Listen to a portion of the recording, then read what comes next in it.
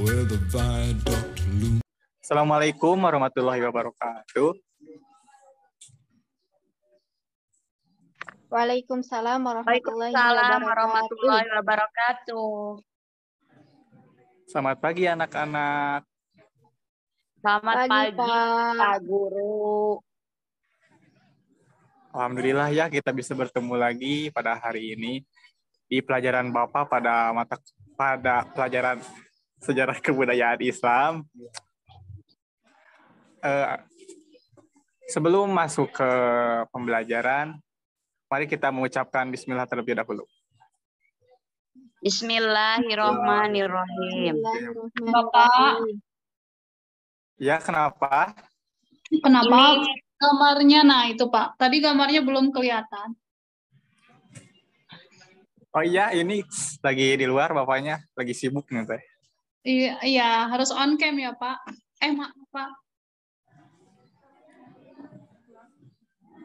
Di sini Bapak akan menjelaskan tentang sejarah kebudayaan Islam yang berjudul Dinasti Abbasiyah. Ya Pak. Ya. Dinasti Abbasiyah berdiri pada tahun 750 Masehi sampai 1258 Masehi. Pada sejarawan mencatat cukup banyak kemajuan yang dicapai Daulah Abbasiyah. Sebelum masuk ke Dinasti Abbasiyah, kita akan membahas Daulah Umayyah dulu. Kenapa Daulah Umayyah bisa hancur dan bisa digantikan oleh Dinasti Abbasiyah? Wilayah dari Dinasti Daulah Umayyah membentang dari India hingga Afrika Utara. Sistem administrasi pemerintahannya yang tertata dengan rapi, penyebaran Islam hingga kedatangan Eropa, hingga kemajuan ilmu pengetahuan. Di sini kembali lagi kepada Dinasti Abbasiyah. Terbentuknya Dinasti Abbasiyah disebabkan beberapa faktor pendukung. Dengerin ya, ntar sama Bapak bakalan ada yang ditanyain salah seorang. Halo izin. Baik Pak. Ya Pak. Halo. Pak tuh ada Haris Pak. Baru Izin masuk dong. Pak tuh. Izin Oh telat iya, masuk. Haris, kenapa baru masuk? Aduh. Ini gangguan sinyal, Bapak. Oh iya, tidak apa-apa. Alhamdulillah bisa masuk. Alhamdulillah. Faktor-faktornya yang pertama itu adalah ada perpecahan internal keluarga Daulah Umayyah dan kekisruhan politik dalam negeri.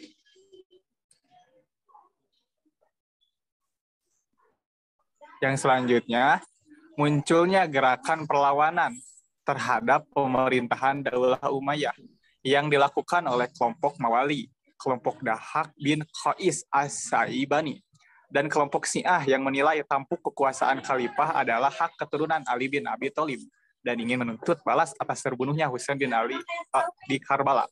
Perpecahan kelompok suku Arab Utara dan Arab Selatan. Keempat, kekecewaan ulama dan tokoh agama kepada Khalifah Marwan bin Muhammad yang dinilai tidak memiliki sikap negarawan yang baik.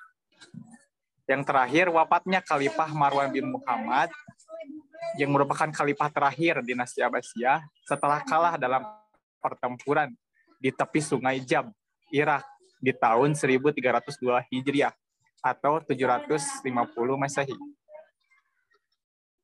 Di sini saya akan menanyakan kepada salah seorang murid, coba Silpi, gimana barusan yang Bapak jelasin tentang faktor hancurnya dinasti? Ya Pak, jadi hancurnya tuh ada 5 faktor, bukan Pak?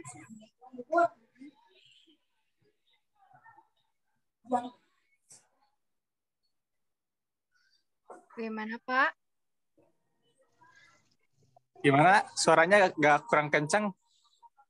Oh, jadi penyebab kemunduran Daulah Umayyah, ya Pak? Ya Pak. Ya betul. Ada 5 faktor yang telah Bapak sebutkan tadi. Ya bagaimana coba sebutkan? Oke, yang pertama, perpecahan internal keluarga Daulah Umayyah dan kerisuhan politik dalam negeri. Yang kedua, munculnya gerakan perlawanan terhadap pemerintah Daulah Umayyah. Lalu yang ketiga, perpecahan kelompok suku Arab Utara dan Arab Selatan.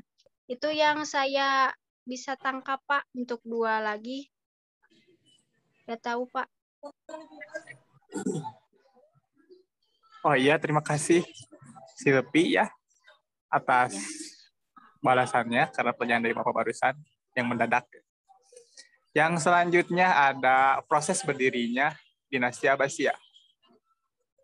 Proses berdirinya dinasti Abbasiyah tidak terlepas dari sosok keluarga Bani Abbas bernama Ali bin Abdullah sebagai sepupu Rasulullah Shallallahu Alaihi Wasallam.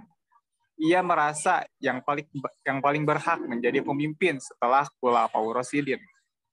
Ali bin Abdullah melakukan propaganda anti Daulah Umayyah. Ia mencoba meraih simpati masyarakat luas dengan menamakan gerakan propagandanya sebagai keluarga Bani Hashim. Tetapi sebelum usahanya itu terwujud, Ali bin Abdullah wafat di tahun 1024 Hijriah. Ambisi Ali bin Abdullah tersebut dilanjutkan oleh anaknya, yaitu Muhammad bin Ali.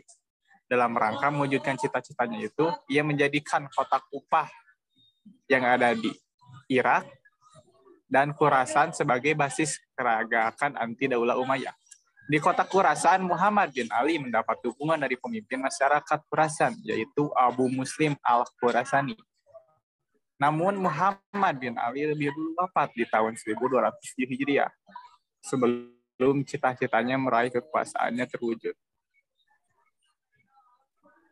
Untuk materi selanjutnya yaitu para pemimpin Daulah Abbasiyah.